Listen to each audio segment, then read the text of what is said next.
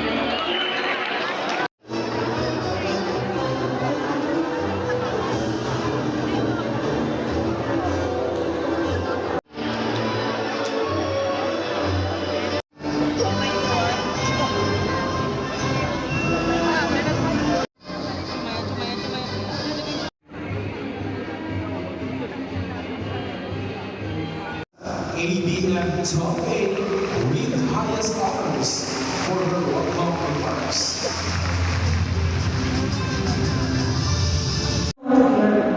My student in English twice, in first year and again in fourth year. And talk about something you want, the word likely will get it. So if you think you can, then you will. But if you manifest your dreams, then you will definitely reach them. Maybe not now, but in God's perfect time. Before I end this talk, I would like to acknowledge the following people. By the authority vested in me by the Department of Education as the duly authorized representative, I hereby confirm the graduation of 1,145 students of the said school. Congratulations, you are now graduates and you will receive your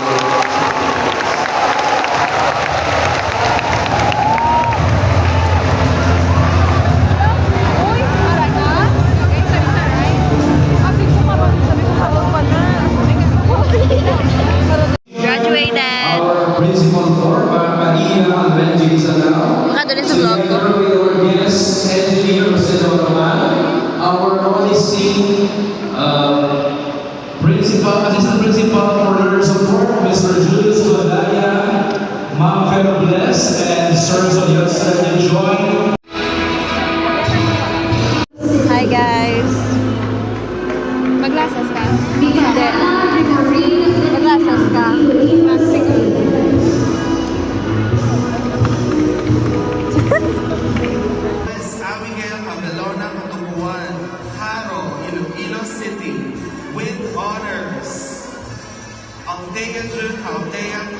Dilo Pasaporte, Haro, Iloilo City, with honors.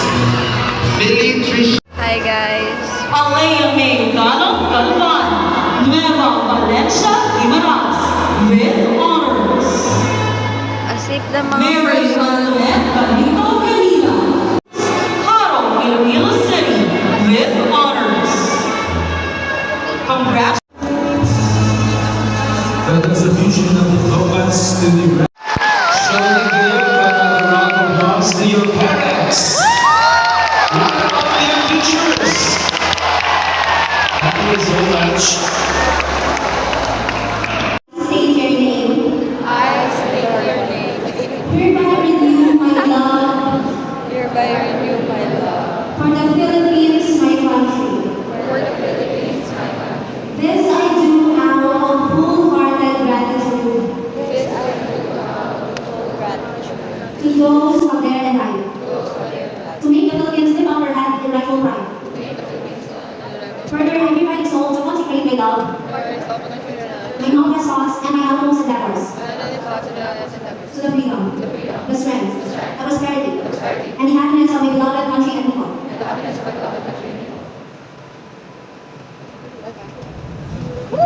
Mr. James Mr. President of the Philippine High School Association Incorporated for the induction of the I state your name. Of secret. having graduated from Iloilo National High School, Having graduated from Iloilo National High School, do hereby solemnly swear do hereby solemnly swear that I will faithfully discharge the best part of my duty my duties as a Muslim to support and defend the constitutional values of Iloilo High School and Iloilo National School Alumni Association Incorporated. That I will obey the rules, regulations, and decrees located at the three officers, and that I impose this obligation upon myself voluntarily, without mental reservation or purpose of evasion. So, congratulations, Dr. We're now the promulgated constituent members of the Alumni Association Incorporated. Class of 2024, you are now a member of a willing and significant family, the Iloilo High School Alumni Association Incorporated. Congratulations!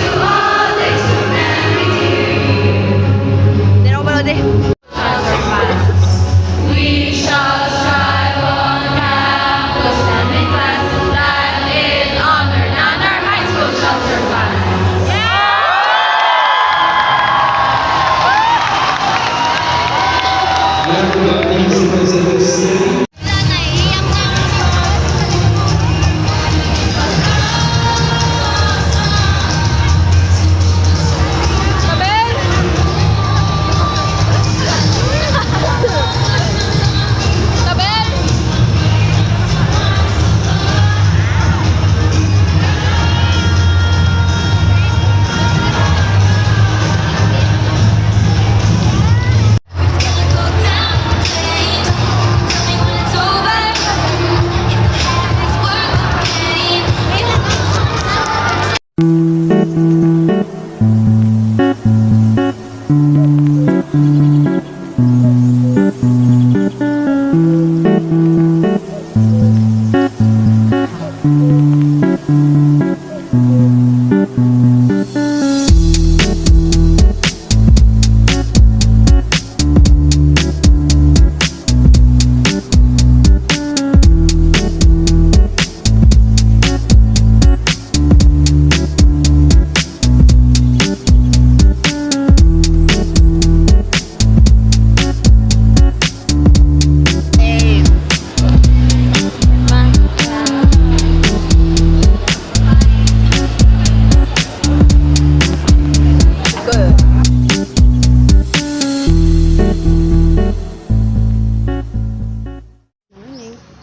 It's the day after, and I'm just gonna get my requirements for college.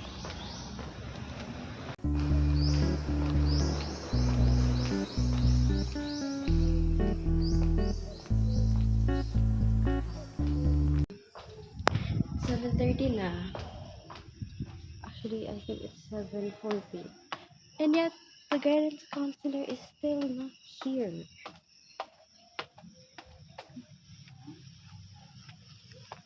Now I'm going to the TVL building. I will find my advisor because may kuluwaan po kasi so currently wala inatawag sa school. Hindi ako lang ganit estudyante other than staff. It's kind of groupy. But may requirements tayo. Fail. Wala man tao dere. Well, siguro tagpalahuay sa tanan. So, I'll just come back. Maybe open na by 9 or so. So, mabalik lang ko dere. And hope, abre na tayo. Lagi na tao ang school, pips. Lagi na pips ang school. So, I'll come back probably 8:30. For the meantime, mapamahaw lang ko anay. Kay simple lang ko katabo.